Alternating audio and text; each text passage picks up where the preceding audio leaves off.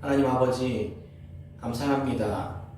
주의 영광의 보좌에 계신 주님 앞에 나와 예배하게 하시고 주께서 베푸신 은혜와 주의 인도하심을 따라 살아가는 삶이 어떤 것인지 다시 한번 점검하기 위해 주님 앞에 나왔습니다. 우리에게 베푸신 하나님의 은혜가 얼마나 큰지 알게 하시고 주저앉아 있는 우리를 다시 격려하시고 일어나게 하시는 하나님의 은혜와 사랑과 격려의 말씀을 듣는 오늘 예배 시간 되게 하여 주시옵소서. 그래서 하나님 기뻐하시는 거룩한 성전이 우리의 삶을 통하여 온전히 이루어지고 세워져가고 성취되어지는 것들을 하나님 보게 하시고 우리가 동참케 하여 주시옵소서. 감사드립니다. 예수님의 이름으로 기도합니다. 아멘. 아멘. 네, 반갑습니다. 한 주간 잘 지내셨는지 모르겠습니다. 주님 앞에 나오신 여러분들 환영하고 축복합니다. 늘 우리가 첫 시작을 이렇게 지난주 있었던 일들이나 상황들을 이렇게 이야기하는데 들려오는 소식들이 참 어려운 이야기들만 많이 들리는 것 같아요. 지난주에 또 광주에 큰 사고가 있었습니다. 거기서 짓고 있었던 5층 아파트 외벽이 35층부터 23층까지 붕괴되는 큰 사고가 있었습니다. 여전히 추가 공개 위험 때문에 그 안에 매몰되어 있는 5명의 실족자들을 아직도 찾지 못하고 있는 상황입니다. 사고의 원인이 속속들이 드러나고 있습니다. 겨울철 콘크리트가 양생되는데 단단하게 굳는데 2주 정도의 시간이 필요하다고 합니다. 근데 그 기간을 6일 정도만 하고 계속 건물을 올렸던 정황들이 밝혀지고 있습니다. 건축을 하는 데 있어서 기초적으로 지켜야 할 최소한의 기준들을 지키지 않고 그로 인해 건물이 무너져버리는 심각한 문제가 발생하게 되었던 겁니다. 기본을 지키지 않으면 전체를 잃어버리게 되는 그런 끔찍한 결과를 얻게 됩니다. 신앙과 믿음에 있어서도 하나씩 기본을 지켜가는 것이 매우 중요합니다. 그렇게 갈 때 굉장히 더딘 것 같아 보이고 남들은 다 기본을 빼고 빨리 가는 것 같고 아무 일도 일어나지 않는다고 그게 더 효율적이라고 말할지 모르겠습니다. 그러나 그것은 전체를 잃어버리게 되는 그러한 어려움을 경험하게 됩니다. 우리 삶에서도 기초와 원칙이 지켜지지 않으면 모든 것을 잃고 다시 시작해야 하는 재앙이 우리 안에 벌어질 수 있게 됩니다. 모든 일이 다 그런 것 같습니다. 이스라엘 백성들이 성전을 건축할 때에도 비슷한 상황을 맞이했습니다. 빨리 성전을 짓는 것이 중요한 게 아니라 성전의 핵심인 거룩함을 잘 지켜가면서 세워가는 것이 이 성전 재건의 중요한 포인트였습니다. 하나님은 그 시간들을 충분히 가지면서 이스라엘 백성들이 성전을 세우고 그들 자신이 하나님 앞에 거룩한 성전으로 단단히 굳어져 가도록 시련과 어려움을 허락하셨던 것입니다. 우리의 삶의 기초를 지킬 때 겪는 시련과 어려움은 그래서 오히려 늦어지는 것 같이 여겨질지 모르지만 그것은 오히려 튼튼히 세워져가는 과정이 되는 것입니다. 하나님의 손 아래서 튼튼하게 세워져가는 것, 거룩하게 세워져가는 것이 성전을 지어가는 데 있어서 굉장히 중요한 포인트라는 것입니다. 오늘 본문은 성전이 드디어 완성되어 하나님께 성전 봉헌식을 행하는 장면입니다. 이때가 다리오 왕, 그러니까 바사의 페르시아의 다리우스 왕 제위 2년째인 BC 515년에 있었던 일이었습니다. 참 우여곡절이 많은 성전의 완공이었습니다. 이 앞부분을 묵상하셨던 분들은 알고 계시겠지만 정말 많은 우여곡절이 있었습니다. 에스라 3장 8절에 포로에서 귀환한 이스라엘 백성들이 돌아온 것이 BC 538년이었습니다. 그리고 나서 2년 2개월 후에 성전의 기초공사를 시작했고 BC 536년부터 시작된 성전공사가 23년 만에 완성되었던 겁니다. 학자들마다 이 해석의 이 의견이 굉장히 많이 나뉩니다. 그래서 이것들을 좀 진짜 역사적으로 어떻게 되었는지를 이렇게 밝히는 데는 되게 저도 고생을 많이 했는데 사실 밝혀진 건 없고 의견들이 많이 다릅니다. 어떤 학자들은 애초에 다리오 왕 2년째인 BC 520년이 되어서야 성전 공사를 이제 시작했던 것이다 라고 보기도 합니다. 그래서 다리오 왕 2년에 시작해서 6년째에 완성되었으니까 개월수를 따지면 한 4년 6개월 정도 성전 공사가 완성되는 거예요. 4년 6개월 정도 걸린 겁니다. 성전 공사를 다시 시작하기, 재개한 BC 520년까지 17년 동안 이스라엘 백성들은 복귀하고 다시 시작할 때까지 17년 동안 아무것도 안 하고 있었던 거예요. 이들은 17년 동안 뭘 하고 있었던 걸까요? 23년 만에 완성했든 17년 동안 공백을 가졌든 간에 어쨌든 간에 20년 가까운 시간 동안 이스라엘 백성들은 손을 놓고 있었다는 의미가 되는 겁니다. 이때까지 무슨 일이 있었던 걸까요? 크게 두 가지 이유가 있었습니다. 하나는 방해하는 적들의 끈질긴 위협 때문이었습니다. 그리고 또 그로 인해서 스스로 성전 재건을 외면해 버렸습니다. 이스라엘 백성들이 오늘 이 두 가지에 대해서 같이 왜 이 20년 가까운 시간 동안 공백을 가질 수밖에 없었는가에 대해서 함께 이야기 나눠보려고 합니다. 이스라엘 백성들이 포로로 끌려가고 그리고 난 후에 이스라엘 땅은 황폐해졌습니다. 사람들이 살지 않는 땅이 되었어요. 그때 주변에 있었던 나라 사람들이 와서 터를 잡고 이제 자기가 살아가기 시작했습니다. 포로에서 놓여서 다시 돌아와 봤더니 이스라엘 백성들은 하나님의 말씀대로 성전을 재건하려고 하니까 터를 잡고 있었던 사람들이 찾아와서 자신들도 함께 성전 재건하는데 참여하도록 해달라고 와서 부탁을 합니다. 에스라 4장 1절 말씀에 보면 그 이야기가 있습니다. 사로잡혔던 자들의 자손이 이스라엘의 하나님 여호와의 성전을 건축한다 함을 유다와 베냐민의 대적이 듣고 스룹바벨과 족장들에게 나와 이르되 우리도 너희와 함께 건축하게 하라. 우리도 너희같이 너희 하나님을 찾노라.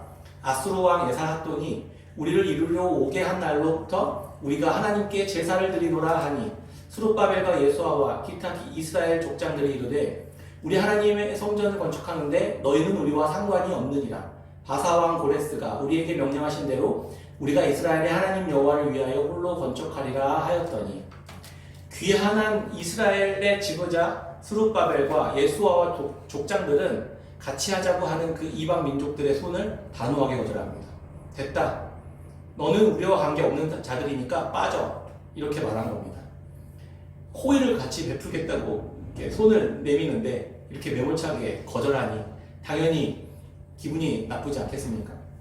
하나님 믿는 사람들이 왜 이렇게 편협하고 이렇게 상대방의 마음을 상하게 하는지 모르겠습니다. 하는 그런 생각이 들지 않습니까? 그러나 어둠의 손길은 늘 양의 탈을 쓰고 오기도 합니다. 모든 친절이 다 선의를 담고 있지는 않습니다. 이 사건을 계기로 이스라엘 백성들은 성전을 재건하는 데 있어서 굉장히 큰 어려움을 직면하게 됩니다. 에스라 4장 4절 이로부터 그 땅 백성이 유다 백성의 손을 약하게 하여 그 건축을 방해하되 바사왕 고레스 시대부터 바사왕 다리오가 즉위할 때까지 관리들에게 뇌물을 주어 그 계획을 막았으며 또 아하수에로가 즉위할 때에 그들이 글을 올려 유다와 예루살렘 주민을 고발하니라. 이들이 거절을 당하니까 태도를 돌려내버립니다. 선의를 베푸겠다고 하는 손을 거절하는 것은 그래서 참 어려운 일입니다. 성전을 재건하는 이스라엘 백성들의 성전 재건에 있어서 가장 중요한 건 거룩함이었습니다. 그냥 같이 서로 도와서 도와주겠다고 하는데 그냥 도와서 같이 지으면 뭐가 어떻게 되냐. 오히려 성전 편하게 건축할 수도 있고 이웃들과 불편하지 않게 지낼 수 있는데 왜 굳이 이렇게 불편한 관계를 맺어가면서 성전을 지으려고 하는가 하는 생각이 들 수 있습니다. 그러나 스룹바벨과 예수아와 이 지도자들과 귀환한 이스라엘의 이 지도자들의 마음속에는 온전히 하나님과 오직 하나님의 말씀만 새로 돌아온 이스라엘 백성들의 공동체의 성전의 중심에 모셔야 한다는 아주 단호한 결심들이 있었습니다. 왜 그랬을까요? 이 방해꾼들, 같이 도와주겠다고 했던 이들은 다 이 성경은 이들을 대적이라고 설명하거든요. 모압, 암몬, 에돔 이런 주변에 있는 민족들이 그 자손들이랑 원래 가나안 땅에서 이제 잘 잡고 살아갔었던 사람들, 그리고 아수르 시대 때 외부에서 강제 이주해 온 사람들이 같이 막 섞여서 살아가고 있었습니다. 이들의 정체는 하나님만 섬기는 자들이 아니라 다신주의자들이었습니다. 좀 깊이 들여다볼 필요가 있죠. 이들이 다른 우상들을 함께 섬기고 있었던 자들이었다는 겁니다.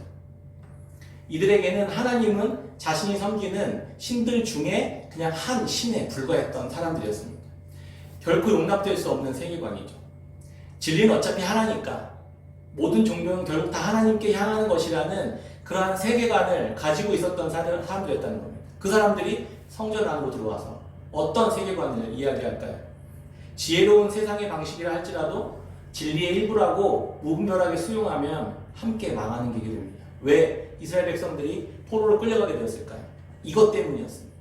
혼합주의, 다신주의자들과 함께 더불어 살면서 그들의 세계관, 그들의 가치, 그들의 우상, 그것들을 모두 다 수용하면서 살아가고 있었기 때문에 이들이 포로기에 접어들지 않았습니까?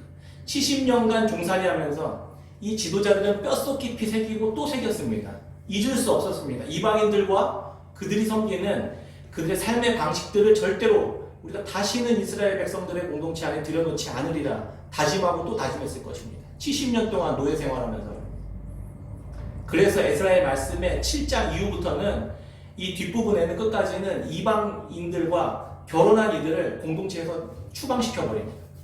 이미 결혼하고 자녀까지 있는데 내쫓아버립니다. 함께 할 수 없다고.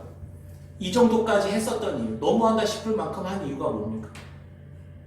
맛있게 요리된 음식에 독이 한 방울 들어가면 어떻게 될까요? 아예 그냥 독 한 방울 정도밖에 안 들어갔으니까 그냥 괜찮아 이러고서는 그 음식을 먹나요?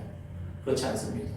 그 음식을 먹는 모두가 함께 죽는 것과 마찬가지로 이방인들 섬기는 그 우상을 음란하고 탐욕스러운 그 우상 숭배하는 이들과 함께 섞일 때 성전 자체를 못쓰게 되어버렸던 것들을 이들은 이미 경험했던 것입니다. 우상 숭배를 통해 세상의 음란과 쾌락과 번영의 방식들이 성전과 이스라엘 안에 이미 만연해졌고 결국 포로기에 들어가게 되었던 것입니다.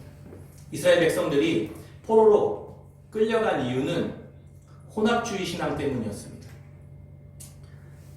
이번 성전 제거는 그래서 오직 하나님만 성전의 중심에 계셔야만 했었던 겁니다. 이들이 성전을 함께 짓기 시작하면 이들의 성전의 설계들이 바뀌게 되잖아요.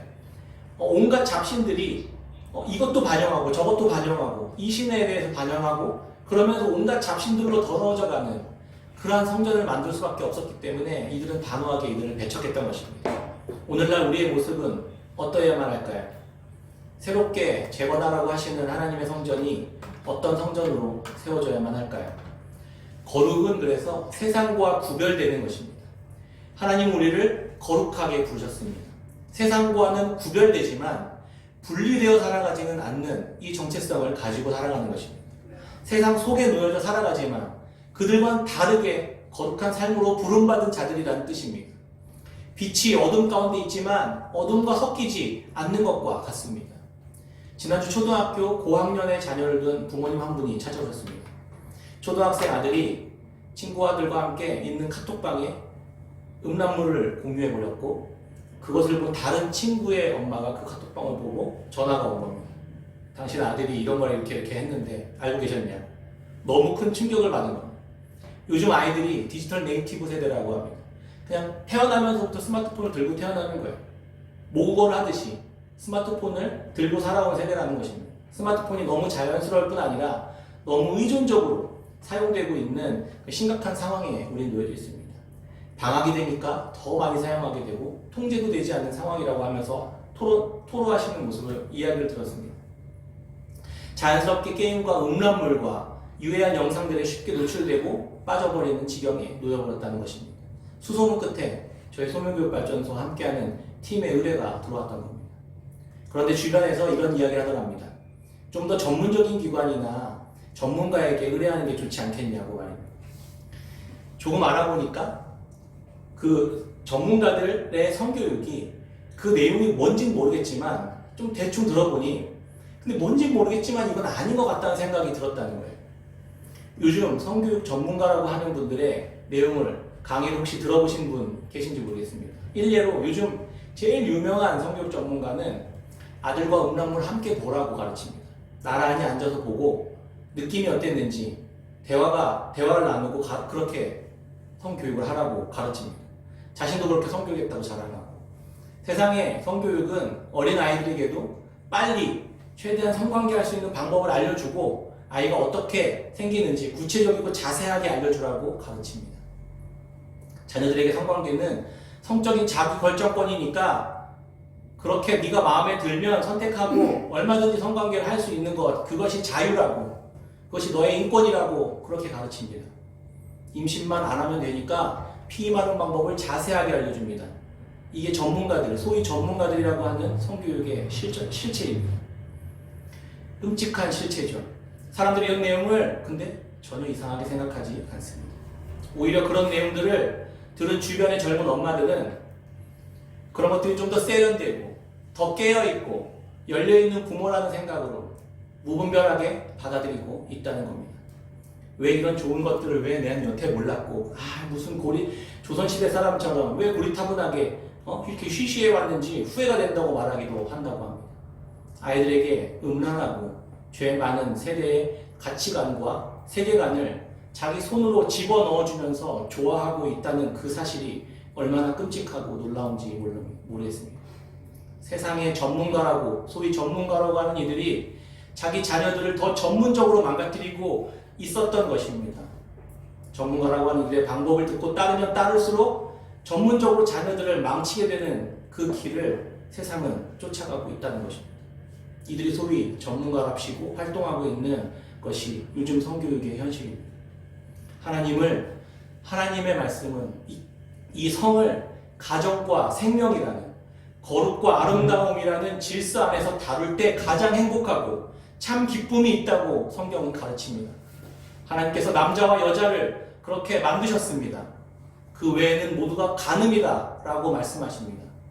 결혼 전까지는 인내하고 참고 삶의 중요한 목적과 가치를 가정 안에서 얻기 위해 거룩하고 성결함을 지켜내야 한다라는 이러한 기독교적 성교육을 더 이상 들을 수 없는 시대가 되었던 것입니다. 이런 내용은 너무 고리타분한 소리가 되었습니다. 세상의 가치관이 하나님의 백성 공동체를 점점점 썩어지게 가도록 만들고 있었습니다. 하나님의 백성들도 하나님의 말씀에 따라 살아가는 삶의 질서와 방식들을 알지 못하면 그냥 세상의 가치들을 그대로 수용해서 살아가게 되는 것입니다. 교회의 대부분의 다음 세대 아이들은 혼전 성관계가 간음이라는 사실을 모른다고 합니다. 거룩을 상실하는 심각한 죄라는 사실을 들어본 적이 없대요.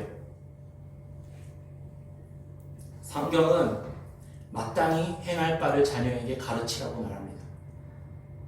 마땅히 행해야 할 것을 제대로 가르치지 않으니까 주변에서 그냥 세상 주변에서 좋다고 하는 것들을 그대로 가져다가 따라하고 그러면서 점점 자기 스스로도 삶이 죄 가운데 죽어져 가고 있는 것입니다. 성경은 이렇게 말합니다. 고린도전서 1장 18절 십자가의 도가 멸망하는 이들에게는 미련한 것이요 구원을 받는 우리에게는 하나님의 능력이라 기록된 바 내가 지혜 있는 자들의 지혜를 멸하고 총명한 자들의 총명을 폐하리라 하였으니 지혜 있는 자가 어디 있느냐 선비가 어디 있느냐 이 시대의 변론가가 어디 있느냐 하나님께서 이 세상의 지혜를 미련하게 하신 것이 아니냐. 그러나 27절입니다. 하나님께서 세상의 미련한 것들을 택하사 지혜 있는 자들을 부끄럽게 하시려고 세상의 약한 것들을 택하사 강한 것들을 부끄럽게 하시며 미련해 보이는 하나님의 말씀을 기준으로 삼아 다음 세대를 가르치는 것이 진짜 지혜인 것입니다. 하나님의 말씀을 사수하는 것은 어리석어 보이고 미련해 보이지만 지금 이 시대는 하나님의 말씀을 철저히 사수하고 온전히 영적인 거룩을 지키는 싸움의 시대임을 분명히 느끼고 있습니다. 사람들이 미혹되고 분별할 수 있는 능력이 상실한 것이 그런 시대를 살아가고 있습니다. 우리는 세상 속에 살아가지만 세상과 다르게 구별된 삶을 살아가는 것이 성전을 건축하는 것의 시작이라는 것입니다. 이뿐만 아니라 세상의 모든 가치들이 교회에게 자신들도 함께 성전을 짓자고 손을 내밀기 시작합니다. 교회 속으로 세상이 밀려 들어오기 시작하는 것입니다. 그때 단호하게 거절하면서 하나님의 말씀으로만 채워가고 세워가는 거룩한 교회로 거룩한 성전으로 세워져 가야만 한다는 것입니다. 우리 각자가 그러한 성전이 되어야만 한다는 것입니다. 탐욕과 음란과 동성애와 같은 것들이 더 이상 죄가 아니라고 세상은 이제 이야기하고 쫓아가고 있습니다. 그리스도인은 깨어 있어야 합니다. 재건되어야 할 이 시대 성전은 세상과 구별되고 하나님의 말씀만 있는 거룩함으로 세워져야 하는 것입니다. 세상이 교회에 들어올 자리는 없습니다. 근데 이런 식의 구별된 삶은 하나의 결과를 가져옵니다. 고통스러운 그런 고통을 불러옵니다. 거절당한 대적자들은 어떻게 행할까요? 우리에게 곧바로 자신의 본 모습을 드러냅니다. 철저히 독을 품기 시작합니다. 하나님의 백성이 세상과 다르게 살아가는 선택을 하면 대적자들이 생기게 마련입니다. 거절해야 하기 때문이고 충돌해야 되기 때문입니다. 거절당한 이들은 곧바로 적으로 돌변하게 됩니다. 내 뜻대로 상대가 움직이지 않으면, 내가 내 생각대로 상대가 함께 동참하지 않으면 상대방은 없애버려야 할 대상이 되어버리는 것입니다. 즉 적으로 설정하는 것입니다. 거절당한 이들은 거절한 일을 적으로 설정합니다. 죄의 특징이 여기서 드러납니다. 겉으로는 호의를 베푸는 것처럼 보이지만 그 호의의 이면에는 상대방을 내 뜻대로 조정하고 내 방식대로 통제하려는 악한 생각이 담겨 있는 것입니다. 내 뜻대로 상대가 움직이지 않고 내가 옳다고 생각하는 대로 따르지 않으면 이 사람은 이제 적이 되는 것입니다. 하나님의 말씀대로 살아가는 그 방법이 나의 앞에 있으면 내 것을 내려놓고 하나님의 뜻을 선택하는 것이 사는 길이고 그것이 거룩을 확립하는 길인데, 끝까지 완악한 마음으로 상대방을 죽이려고 드는 것이 이 악함의, 완악함의 모습입니다. 사단이 그렇게 합니다. 돌이키는 것이 아니라 끝까지 갑니다. 내가 하나님의 방법과 뜻에 맞출 생각이 전혀 없기 때문입니다. 이들이 대적자들입니다. 하나님을 신실하게 사랑하는 아벨을 시기했었던 가인은 하나님께서 자기 방식대로 드린 제사를 받지 않았다는 이유로 아벨을 죽여버렸습니다. 똑같습니다. 이렇게 이스라엘 백성들의 대적이 된 이들은 바사의 왕에게 왜곡된 상소문을 올리고 온갖 위협으로 성전 재건을 위협합니다. 회방합니다. 특이한 것은 에스라 4장에 기록된 방해 이야기가 시간여행처럼 이렇게 있다고 하는 사실들을 발견하게 됩니다. 그냥 읽어가다 보면 그런가 보다, 방해했나 보다 이렇게 생각할 수 있는데 뭔가 이상한 느낌이 있습니다. 포로기에서 돌아오는 1차, 2차, 3차 이 귀환기에 있었던 역사가 전체 이 시간으로 따지면 한 100년 정도 되는 기간 동안 있었던 일이거든요. 1차 귀환, 2차 귀환, 3차 귀환. 바사왕 고레스에서부터 시작돼서 포로기가 캔비스 왕, 다리오 왕, 아하수에로 왕, 아닥사스다 왕까지 5대 왕이 있었던 이야기들을 지금 설명하고 있는 거예요. 근데 성전은 이 세 번째 고레스, 캔비스, 다리오 왕 때 완성이 되거든요. 그런데 그 이후의 왕들의 이름이 갑자기 거론됩니다. 에스라 4장 5절, 6절, 7절까지 보면 이렇습니다. 바사왕 고레스의 시대부터 바사왕 다리오가 즉위할 때까지 관리들에게 뇌물을 주어 그 계획을 막았으며, 또 아하수에로가 즉위할 때에 그들이 글을 올려 유다와 예루살렘 주민을 고발하니라. 아닥사스다 때에 비슬람과 미드르닷과 다부엘과 그의 동료들이 바사왕 아닥사스다에게 글을 올렸으니 그 글은 아람 문자와 아람 방언을 써서 진술하였더라. 대적들은 고레스 시대부터 다리오가 즉위할 때까지 뇌물을 주어서 거짓말로 성전 공사를 막았습니다. 그런데 아하수에로는 성전이 완성된 이후의 왕이었거든요. 뭔가 앞뒤가 안 맞잖아요.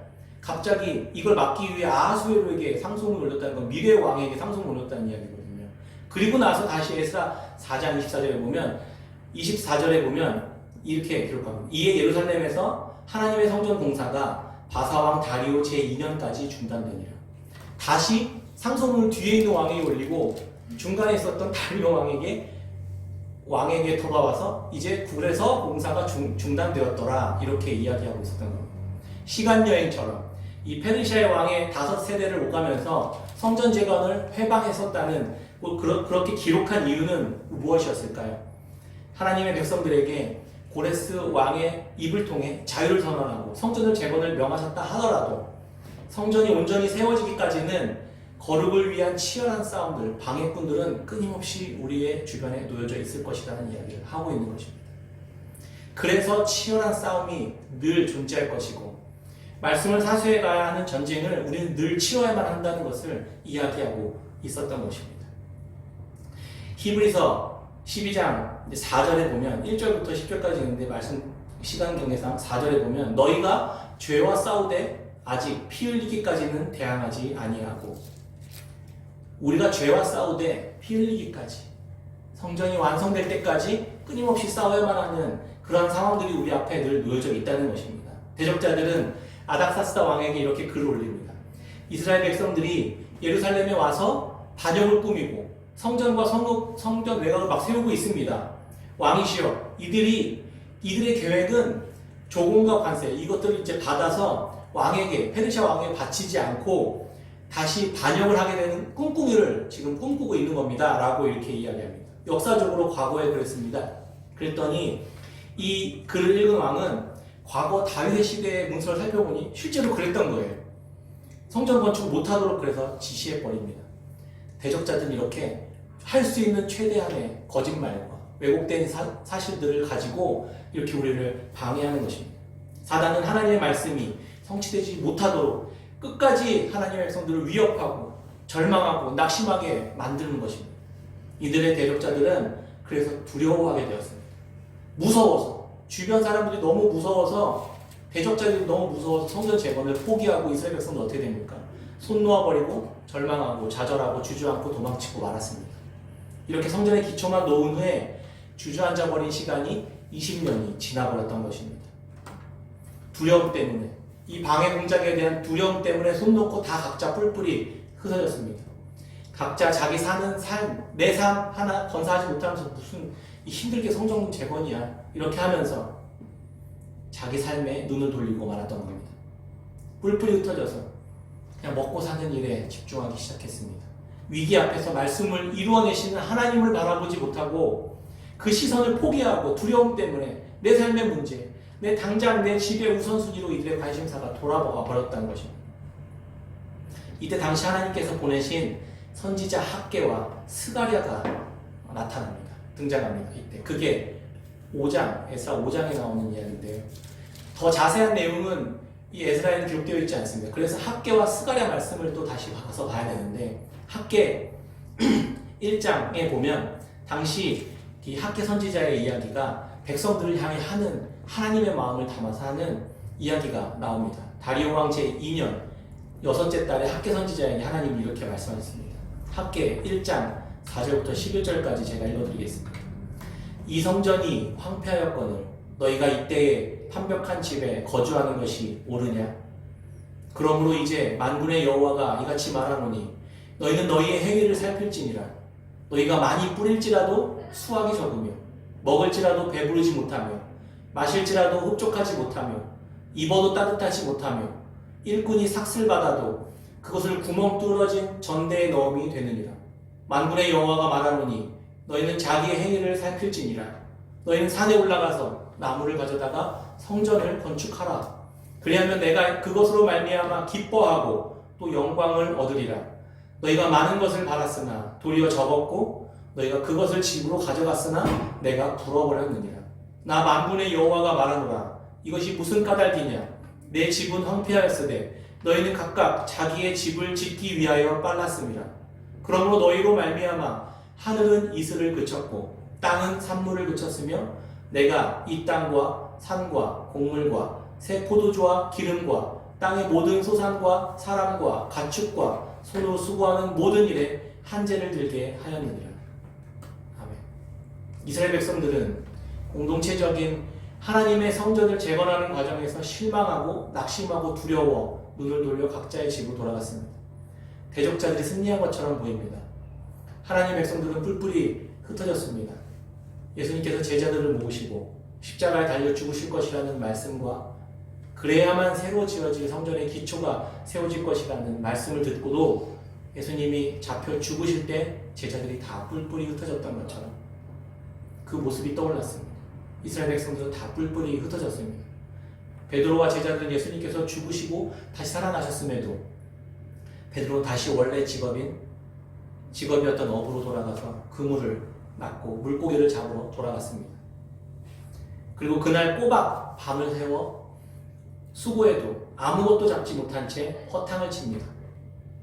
예수님은 그런 베드로와 제자들을 있는 바닷가에 찾아가서 기다리고 계셨습니다. 예수님 말씀대로 그물을 내리고 깊은 곳에 내리라고 말씀하신 그 말씀에 따라 행했더니 그물이 찢어지도록 많은 고기를 잡았습니다. 두려워서 도망가 내 스스로 내 힘으로 그렇게 노력해봤지만 허탕치고 밤새워서 허탕치던 삶이 예수님이 찾아오셔서 다시 깊은 곳에 물고기를 내려보라고 했었더니 엄청나게 많은 물고기를 얻게 되었던 것입니다.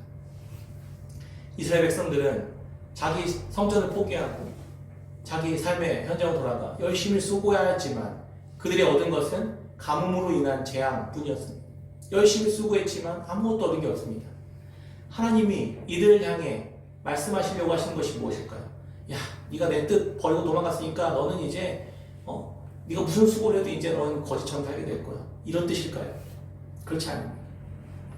이들을 버리시거나 미워해서가 아닙니다. 오히려 하나님의 손 안에 의에 붙들려 살아가는 존재라는 것을 깨닫도록 하시기 위함이었던 겁니다. 내가 보호하지 않으면, 먼저 그의 나라와 의를 구하지 않으면 나머지 것들을 얻을 수 없다라고 말씀하신 그것들, 그 우선순위, 하나님이 내 삶의 중심이 되어지고 내 삶의 우선이 되어지는 그 삶의 방식들이 회복되지 않으면 내 힘으로는 도저히 살아갈 수 없는 우리의 존재는 하나님께 속한 자들이기 때문입니다. 하나님의 손에 붙들려 살아가는 존재라는 것을 깨닫도록 하나님께서 이런 어려움들을 다시 주기도 한다는 겁니다. 이들이 살아가는 이유가 고작 나 하나 잘 먹고 잘 살아가는 것이 아니라 하나님의 영광스러운 성전을 재건하고 하나님의 은혜와 사랑과 긍휼을 그리고 거룩하고 아름답고 온전한 이 생명의 말씀이 온 열방으로 흘러가도록 하기 위한 성전을 짓는 일에, 세우는 일에 참여하도록 부르신 것, 그것을 다시 기억하도록 하기 위함이었다는 겁니다. 이 어려움들이. 먼저 그의 나라와 의를 구할 때 나머지 것들을 채우시는 하나님 아버지의 사랑을 경험하도록 하기 위함이었다는 것입니다. 선지자의 말씀이 이스라엘 백성들에게 다시 선포되고 이스라엘 백성들은 다시 살아나기 시작했습니다. 유다의 장로들이 다리오 왕에게 편지를 보내서 하나님이 원래 처음에 말씀하시고 약속하셨던 대로 고레스 왕의 문서를 확인해 보도록 해달라고 요청합니다. 그리고 처음 하나님께서 말씀하신 대로 다리오 왕이 그렇게 허락합니다. 내가 확인해 봤더니 우리 고레스 왕이 실제로 그렇게 했더라. 너희들이 성전을 다시 재건하도록 하라고 그렇게 명령합니다. 하나님은 하나님의 일들을 다시 지어가기 시작했던 것입니다. 그리고 오늘 이 본문 말씀처럼 성전이 완성되었던 것입니다. 거룩함을 위해 말씀을 맺겠습니다. 거룩함을 위해 하나님께서 거룩한 성전을 재건하고 말씀하셨고 그것에 순종했지만 대적자들이 나타납니다. 그 대적자들은 끊임없이 방해하고 회방하고 죽이려 들 때 우리는 두려워 주저앉아 있을 수밖에 없는 자들입니다. 저도 마찬가지로 그랬던 것 같습니다. 하나님의 말씀을 보게 하시면서 거기에 주저앉아 있지 말고 너의 삶에 매몰되어서 너 스스로 너의 한 목숨 건지려고 살아가는 삶의 방식을 넘어서 하나님의 거룩한 성전을 함께 지어져가는 일에 참여하라고 예수 그리스도께로 나아오라고 주님은 초대하고 계셨던 것입니다. 먼저 그의 나라와 의를 구하는, 그래서 예수 그리스도 안에 우리가 함께 연합되어 거룩한 성전을 세워가 세상 속에 거룩한 빛과 소금 역할을 감당하라고 우리에게 다시 도전하고 계셨던 것입니다. 하나님은 예수 그리스도 안에서 그 일들을 저와 여러분들을 통해 반드시 이루실 것을 믿습니다. 그렇게 하나님의 말씀 가운데 순종함으로 하나님의 성전이 이루어가는 깨끗한 새벽교회 성도님들이 다 되시기를 주의 이름으로 축원합니다. 네.